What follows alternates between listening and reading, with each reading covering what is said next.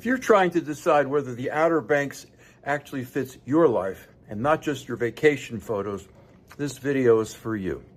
Hi, I'm Dennis Richkovsky, your local Emerald Isle real estate expert and relocation specialist.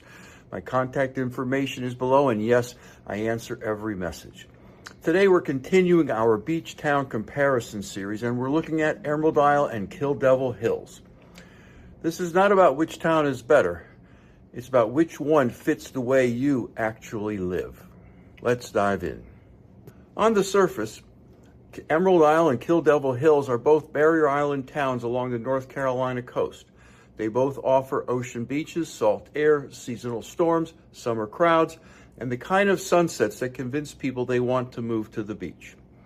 But once you get past the surface layer, the similarities thin out quickly. Kill Devil Hills sits in the middle of the northern Outer Banks corridor in Dare County. It physically connects to Kitty Hawk and Nags Head, and they function together as one continuous commercial strip. It is busy by design, built for access, tourism, and year-round activity. Emerald Isle sits on bogue banks along the southern Outer Banks. It developed later, slower, and with an intentional goal, a different goal. It is residential first, tourism second, and intentionally less dense. If Kill Devil Hills feels like a coastal hub, Emerald Isle feels like a coastal neighborhood. That difference shapes everything to come. Kill Devil Hills grew as part of a regional center. You'll see wide roads, multiple lanes of traffic, shopping centers, motels, sand castles with 10 to 20 bedrooms, condo buildings, and mixed-use development running almost continuously through town. There is always something open, always something happening, and always somewhere to go. That density brings convenience. It also brings noise and signage, traffic, and a feeling that the town never quite powers down. In comparison, Emerald Isle is mainly single-family homes. Building heights are lower.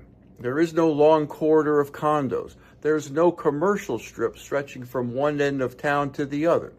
Zoning rules, septic limitations, and local planning decisions intentionally capped the density of Emerald Isle.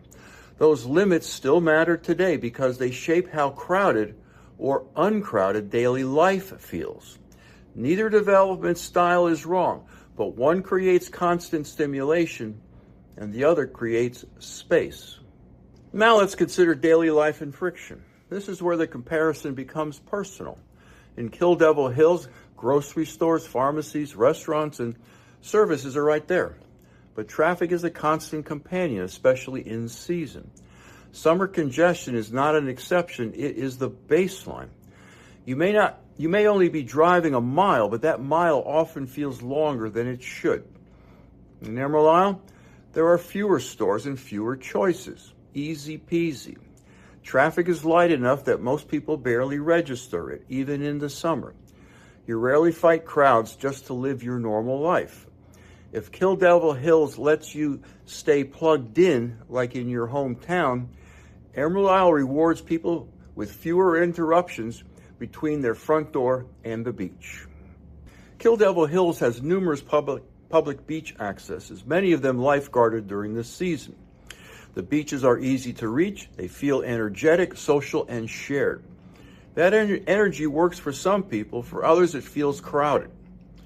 Emerald Isle offers many public beach access points too, but they are smaller and tucked into residential neighborhoods. Even at the height of summer, the beach often feels calmer and more spacious. In Emerald Isle, the beach feels like a part of your daily rhythm. In Kill Devil Hills, the beach often feels like a destination within a busy environment. That distinction matters once the novelty wears off. How you arrive to a place often affects how it feels, more than most people expect.